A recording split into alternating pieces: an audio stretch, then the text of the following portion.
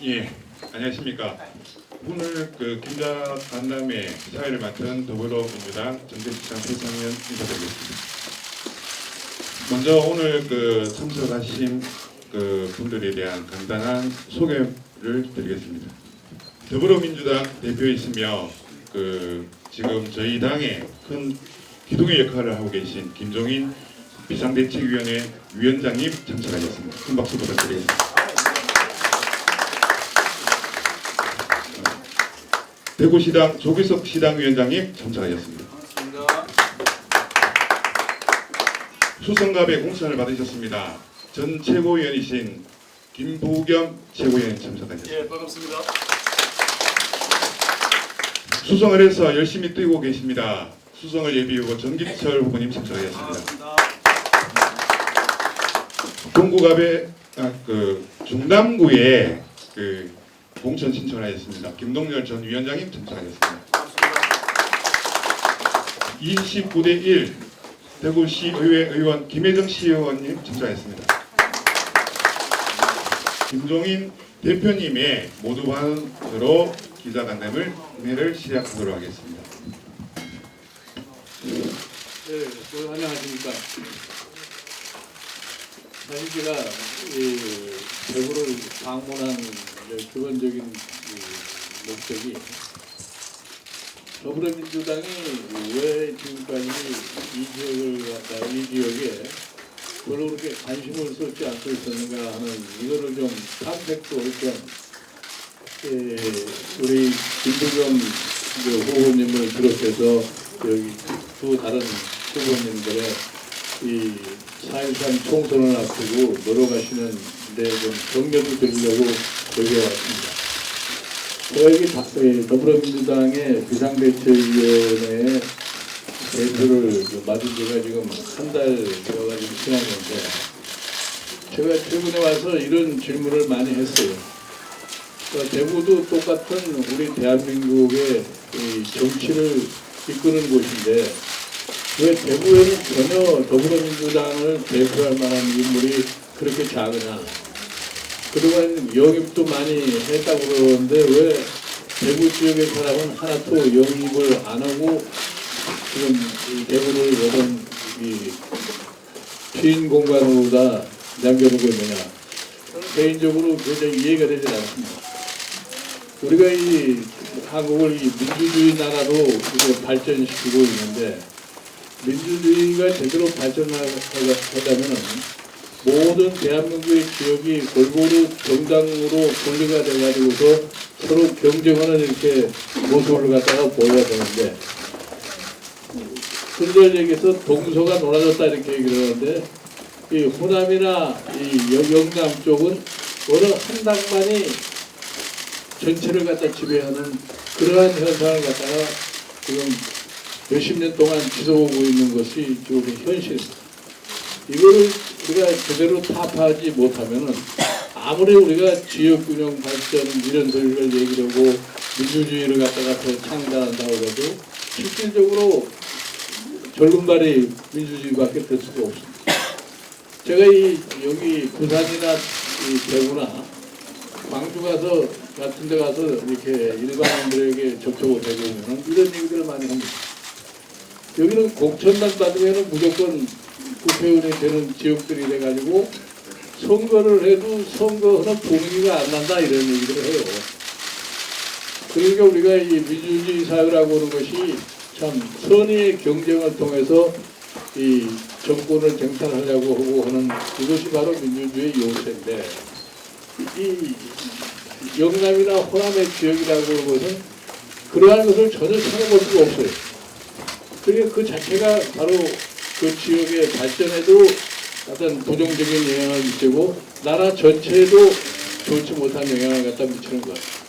여러분들이 국회를 갖다 보시면 잘 아시겠습니다만 우리 국회가 별로 생산적인 일을 잘 못합니다. 그 왜 국회가 생산적인 일을 잘 못하느냐. 어느 특정 지역은 어느 특정 지역에 의원님들도 꽉 차 있어.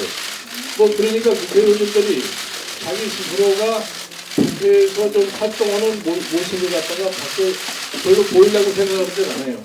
그 내가 어느 차 안에 가서 공천만 받으면은 제대로 되는 사람인데 내가 무엇 때문에 노력을 할 것이냐.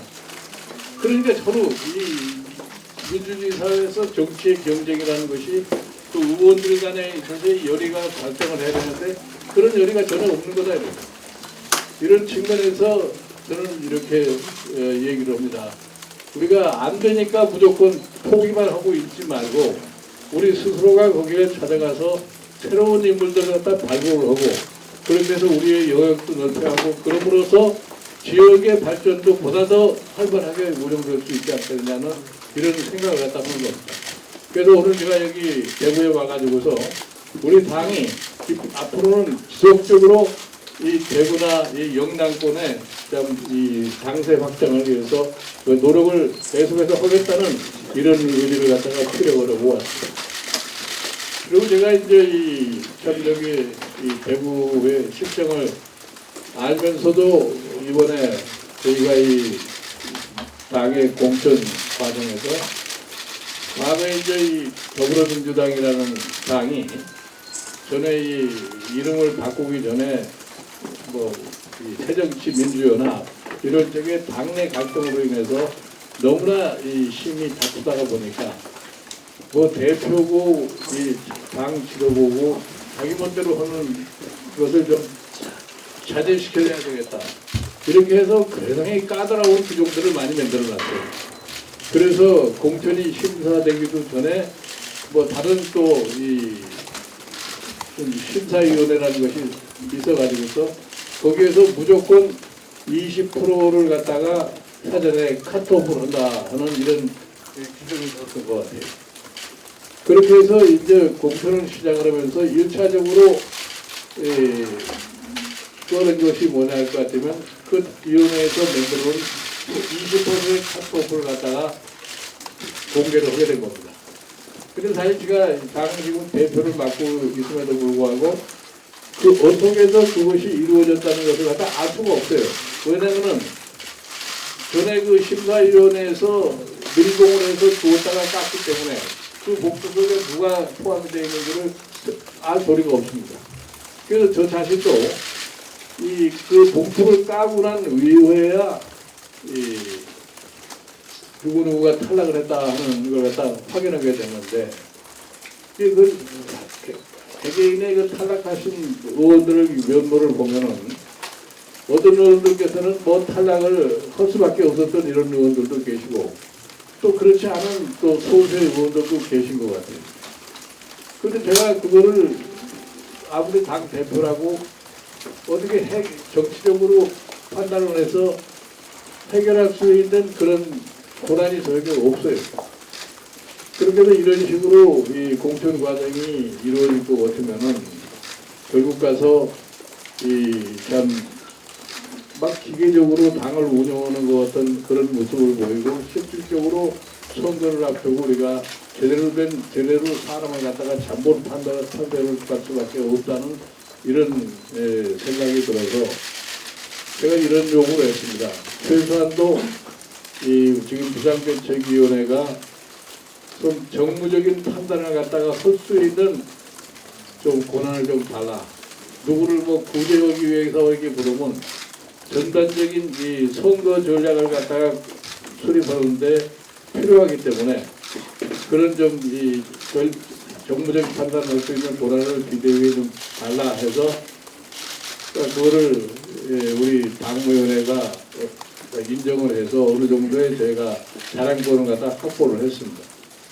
그렇기 때문에 지금 조금 전에도 말씀을 드렸습니다만 이거 대구 지역 같은 데는 우리가 사람을 찾아서 후보를 만들고 거기를 지원을 해가지고서 그러한 돌모지였던 이 대구에서 우리 의원을 만들어내야 한다는 것이 제 자신이 느끼고 있는 절대절명이라고 과제라고 생각을 해서 제가 이제 앞으로 이 공천 과정이 마무리되는 그런 과정을 해서 그럼 과연 이 대구 지역에 지금 후보자가 셋밖에 없는데 그럼 후보를 어떻게 만들 것이냐 하는 이런 제가 이 정무적인 판단을 해서 최종적인 결정을 갖다 하려고 생각하기 때문에 여러분들이 그 점을 잘 이해해 주시고 좀 이 다음 공천이 마무리될 때까지 기다려 주셨으면 아마 좋은 소식이 있을 수도 있다고 하는 것을 말씀을 드립니다.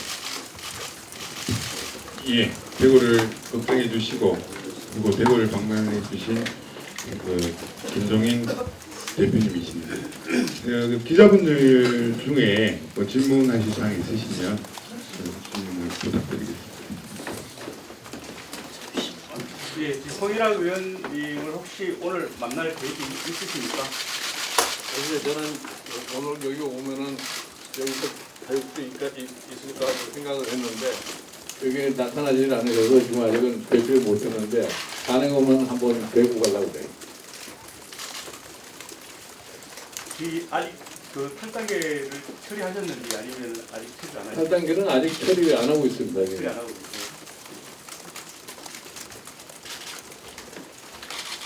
대구 경북을 저희가 열대 지역이라서 5성 생천 지역으로 알고 있는데 혹시 하신다면 몇 명 정도 하실 건지 하시기는 하실 건지. 뭐 사람을 찾는 대로 뭐이 후보자를 내리라고 생각을 하고 있습니다. 영남권의 이제 비례대표가 지금 몇 석으로 이제 지정이 됐습니다. 내부에서는 그 비례대표 선정과 관련해 가지고는 지금 이 지역에 근데 이제 비례대표의 선정 관련해 가지고서 지금 이 비례대표가 선거법상으로도 이 숫자가 줄어버리지 않았어요. 그리고 게다가 이제 우리 지금 현재 당이 좀 이게 야당 자체가 좀 국민의당이라는 게 탄생을 해가지고서 분열된 상황이 되었기 때문에 과연 우리가 이 총선을 해서 득표율이 어느 정도 될 것이냐 이에 따라서 이제 비례대표 숫자가 조금 불어날 수도 있고 줄을 수도 있고 이제 이런 상황이기 때문에 하여튼 그동안에 당의 분모 지역의 분을 갖다가 비례대표로다가 선정을 해야 된다는 이런 원칙은 그대로 가지고 있기 때문에 이거는 이제 앞으로 이 공천하는 과정에서도 비례대표를 어떻게 선택할 것이냐 하는 이런 측면에서 아마 고려가 될 거라고 합니다. 지역 우선순위를 좀 앞으로 좀 번호를 개정해 주실 수 있는 생각은 지금 있으십니까? 지역 우선순위를 보면은 우리가 지금 보기에 경북, 대구, 뭐 강원도 이런 데가 지금 한 사람도 없어요. 그 이제 그런 측면에서 뭐 인구 비례라든가 여러 가지를 다 참작을 해서 최종적으로 결정이 될 거라고 합니다. 뭐 저희가 이 대구에 대해서 뭐 험지라고들 흔히들 얘기를 하고 있고 아까 말씀드린 것처럼 대구의 후보자조차도 지금 제대로 낼 수가 없는 그런 실정이기 때문에 선거에 어떠한 무슨 비방이 있느냐 하는 것을 이제 보여주신 것 같은데 제가 이 더불어민주당이 앞으로 어떻게 변신을 해가지고서 갈 것이냐 하는 이 점은 우리가 분명하게 제시를 하려고 해요. 그러면 이제 과거 같은 그런 투표 성향이 대구나 뭐 이런 영남 쪽에서도 다소는 변화하지 않겠느냐 하는 이런 생각을 합니다. 그래서 앞으로 전반적으로 우리나라 정치에 이 더불어민주당의 자세가 어떻게 가는 것이라고 하는 것을 유권자들이 인식하게 되면은 그 자체가 우리 당에 좀 지지를 보낼 수 있는 토대를 마련하지 않을까 이렇게 생각합니다. 예, 하나 정도 더 받겠습니다. 질문 주시면 하나 정도 더. 김부겸 후보가 수성감에서 굉장히 이제 선전하고 계시는데 뭐라고요? 김부겸 후보가 수성감에서 지금 굉장히 선전을 하고 계시는데 앞으로 중앙당 차원에서 어떻게 뭐 승리할 수 있는 그런 지원 전략이나 이런 게 구체적으로 좀 고민하고 계신 게 있나요? 지금 우리 김부겸 의원님이 지난 4년 전에 저 총선에서의 받은 그 지지도 지난번 시장 선거에서 받은 지지도 이러한 점을 고려할 적에 제가 보기에는 대구가 한 번은 참 대구를 대변할 수 있는 야당 의원을 내야지 되지 않겠느냐. 이것이 제가 대구에 뭐 적으신 교수님들 이런 분들하고 얘기를 해보면 그분들도 다 그런 데에는 동의를 하시는 것 같아요. 그러니까 지난번에 호남에서 이정현 의원 같은 사람을 갖다가 배출해서 참 새누리당의 불모지에서 의원이 하나 배출된 거 마찬가지로 저는 이번에 우리 수성 갖추시죠? 네, 수성 갖고 해서 우리 이 김부겸 후보께서 당선이 확실히 되지 않겠냐 하는 이런 예감을 갖다 갖고 있습니다. 아마 여러분들이 자꾸 아까 요 문제, 통일하고 있는 그 문제를 정확하게 자꾸 대표님께 문제라고 답답을 해주고 기다리시는 것 같은데 지금 방금 대표님 말씀하신 대로 뭐 제가 수성구에서 좀 더 좋은 결과를 얻기 위해서라도 우리 현역의 문제가 대표님 선에서 정치적으로 잘 마무리가 되고 방금 대표님께서 말씀하신 대로 대구를 비롯한 그동안 어려웠던 영남 지역에 대한 대표님의 의지를 한 번 더 말씀해 주셨기 때문에 큰 도움이 되라고 생각합니다. 그럼 저기 이제 우리 북구의 의원들, 북구의 우리 의원님 또 북구의 당원들이 와 있습니다만은 아까 대표님께서 이 자리에서 여러한 방식으로 한국의 문제를 해결하겠다는 말씀을 하셨지만 정치적인 재량권을 발휘할 여지는 대표님한테 왔다. 그리고 어떻게든 간에 본인한테 본인을 만나겠다. 그리고 좋은 어떤 소식을 전하겠다고 그렇게 총괄적으로 말씀하셨으니까 여러분들께서 오늘 대표님의 대구 방문 중에 큰 이유 중에 하나이셨던 대구에 대한 대표님의 그런 신뢰와 그런 사랑 그리고 통일할 의원 문제를 잘 풀므로써 대표님의 그런 의지가 그냥 정치적 투사가 아니라 정말로 한 정치인의 상처를 또 이렇게 감싸 안으면서 한 지역민들에 대한 신뢰를 회복할 근거를 마련하겠다 그런 말씀으로 여러분들께서 받아주시면 어떨까 싶은데 대표님 제가 해석을 너무 과도한 건 아니죠?